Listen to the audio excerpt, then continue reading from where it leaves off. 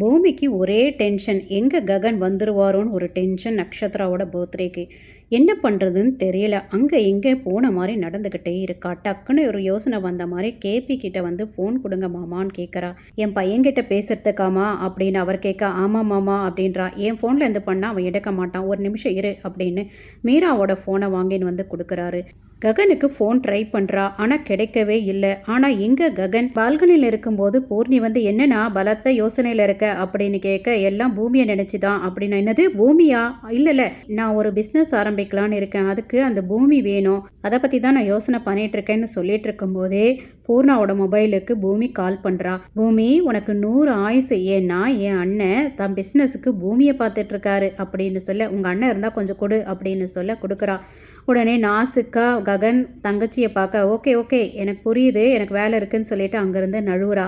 என்ன சாயங்காலம் நக்ஷத்ரா பர்த்டேக்கு வரீங்களா அப்படின்னு கேட்க, ஆமாம் வரீங்களான்னு கேட்குறியா இல்லை வான்னு சொல்கிறியா அப்படின்னு ககன் கேட்க, வரக்கூடாது அப்படின்றா. வரக்கூடாதுன்னா நான் வருவேன் தான் அப்படின்னு ககன் சொல்ல, நீ வந்தா 2 வீடு 10 எரியும் தெரியுமா அப்படின்னு அவ சொல்ல, அப்படின்னா ஃபோன்லேயே ஐ லவ் யூன்னு சொல்லு அப்படின்னு ககன் கேட்க, அது சொல்ல முடியாது, சொல்லவும் மாட்டேன், நீ இங்கே வந்தாலும் நான் சொல்ல மாட்டேன் அப்படின்னு சொல்ல, நான் அங்கே வருவேன், உன் வாயால் ஐ லவ் யூ சொல்ல வைப்பேன் அப்படின்னு ககன் கட் பண்ணிடுறாரு ஃபோனை.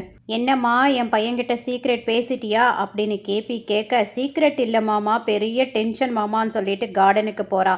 அவளை பின்தொடர்ந்தே கேபி போய், ஏமா இவ்வளோ டென்ஷனாக இருக்க, என்ன ஆச்சு அப்படின்னு கேட்க, உங்கள் பையன் நக்ஷத்ராவோட பர்த்டேக்கு வராரா மாமா, அவன் ஏமா இங்கே வரணும் அப்படின்னு கேட்க, நக்ஷத்ரா அவரை லவ் பண்ணுறதா சொன்னார் மாமா அவரே அப்படின்னு சொல்கிறா. இதுக்கு நீ கவலைப்பட தேவையே இல்லைம்மா, அவன் தான் உன்னை லவ் பண்ணுறானே அப்படின்னு கேபி கேட்க, இல்லை மாமா, நக்ஷத்ரா ஒருவேளை அப்பா கிட்ட போய் நான் ககனை கல்யாணம் பண்ணிக்கணும்னு கேட்டால் அவர் கூட சரி இருக்கிற வெறுப்பெல்லாம் மறையட்டோன்றதுக்காக அவரும் ஓகே சொல்லலாம், அங்கே சாரதா ஆண்டியும் ஓகே சொல்லலாம், அப்படி நடக்க வாய்ப்பு இருக்குது இல்லை மாமா, அதை நினச்சாதான் எனக்கு பயமாக இருக்குது, உன் பிள்ளைய நான் விட்டு கொடுக்க தயாராக இல்லை மாமான்னு அழுவுறா.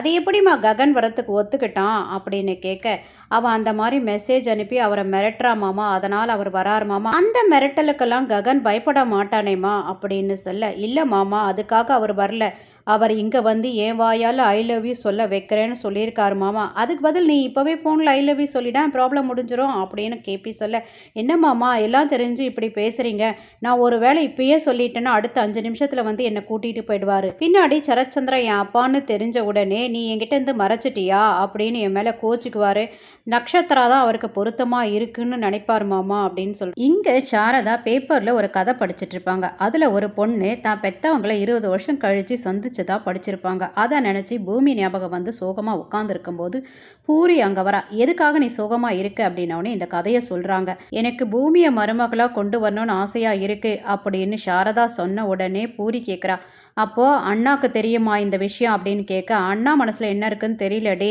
அப்போ பூமிக்கிட்டேயே சொல்லிட்டியா, பூமி மனசில் என்ன இருக்குன்னு தெரியலடி, இப்படி தெரியல அப்படி தெரியல நீ சொல்லிட்டு இருக்கிறத விட ஸ்ட்ரெயிட்டாக கேட்டுடலாம் இல்லை அப்படின்னு பூரியே ஃபோனை பண்ணி பூமிக்கிட்ட சொல்லிடுறா. அம்மா உன்னை மருமகளாக இந்த வீட்டுக்கு கூட்டிகிட்டு வரணும்னு நினைக்கிறேன், நீ என்ன சொல்கிற அப்படின்னோடனே அவளுக்கு தலைக்கால புரியல பூமிக்கு.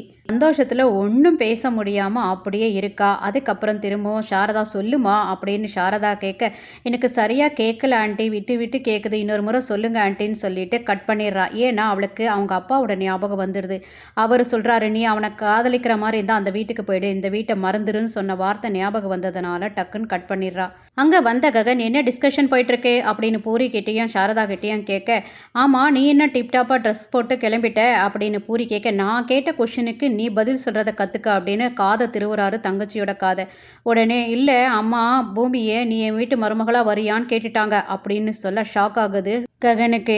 அது எப்படிம்மா நீ கேட்ட அப்படின்னு கேட்க, பூரி அது வாயால் தான் கேட்டாங்க அப்படின்னு சொல்ல, அதுக்கு அவ என்ன சொன்னா அப்படின்னு ககன் கேட்குறாரு. அதுக்கு சாரதா சொல்கிறாங்க, ஒன்றுமே சொல்லலடா அப்படின்னு சொல்ல, உங்களுக்கு கூட சொல்லலையா அப்படின்னு சொன்ன உடனே 2 பேரும் ஷாக் ஆகி முறைச்சி பார்க்குறாங்க ககனை. அப்போ உடனே பூரி கேட்குறா, அப்படின்னா நீ ஏற்கனவே அவளை கேட்டியா அப்படின்னு கேட்க, நான் கேட்கல, நீயும் அம்மாவும் மாறி மாறி பேசிகிட்டு இருந்தீங்கல்ல அதை தான் நான் சொன்னேன் அப்படின்னு சமாளிச்சுட்டு நான் ஃபங்க்ஷனுக்கு போயிட்டு வரேன்னு கிளம்பிடுறாரு நக்ஷத்ராவோட பர்த்டேக்கு.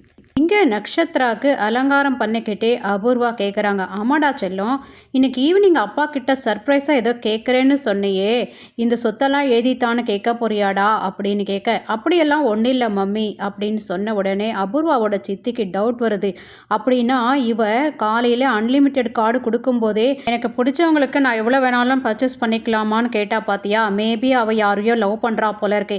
இன்னைக்கு பார்ட்டியில் அவன் வரப்போகிறான். டேடி டேடி இவன் தான் என் ஜோடி டேடி, வார்த்தையை மீறினா நீங்கள் ஒரு கேடி டேடின்னு சொல்ல போகிறா அப்படின்னு கிண்டலா அபூர்வாவோட சித்தி அபூர்வா கிட்ட சொல்ல அபூர்வாவுக்கு பயங்கர டென்ஷனாக என்னடி சித்தி சொல்கிறதெல்லாம் உண்மையா அப்படின்னு கேட்க கதிகலங்கி போயிடுறா நக்ஷத்ரா. இல்லை மம்மி இல்லை அப்படின்னா சொல்லு சொல்லு அப்படின்னு மிரட்டும் போது சரச்சந்திரா வந்து எதுக்கு அவளை மிரட்டுற அப்படின்னு கேட்க இல்லை வேறு ஒரு டிசைனர்கிட்ட இந்த ட்ரெஸ்ஸை தைச்சிருக்கா, அது யாருன்னு கேட்குறேன் சொல்ல மாட்டேங்கிறா அப்படின்னு சொல்ல அதுக்கு எதுக்கு இப்படி மிரட்டுற, சரி விடு அப்படின்னு நக்ஷத்ரா உனக்கு நான் டைமண்ட் நெக்லஸ் வாங்கிட்டு வந்திருக்கேம்மா, இந்த உன்னோட பர்த்டே கிஃப்ட்னு கொடுக்க உடனே அபூர்வா சித்தி இன்னொன்று இருக்கே அது யார் அபூர்வாக்கா அப்படின்னு கேட்க இல்லை இது என்னோட பொண்ணுக்கு பெரிய பொண்ணுக்கு அப்படின்னு சொல்ல அபூர்வாவோட மூஞ்சி ரொம்ப சீரியஸ் ஆகுது. என்னை விட அவ முக்கியமா அப்படின்னு நக்ஷத்ரா கேட்க ஆமாம்மா அவ ரொம்ப முக்கியம்தான், நீ பிறந்தவொடனே நீ தான் என் அம்மா நினச்ச, ஆனால் நீ இல்லை அவ தான் என் அம்மா, ஏன்னா அவள் பிறந்திருக்கா வளர்ந்துருக்கான்ற விஷயமே எனக்கு தெரியலை அப்படின்னு சொல்ல உடனே அபூர்வாவோட சித்தி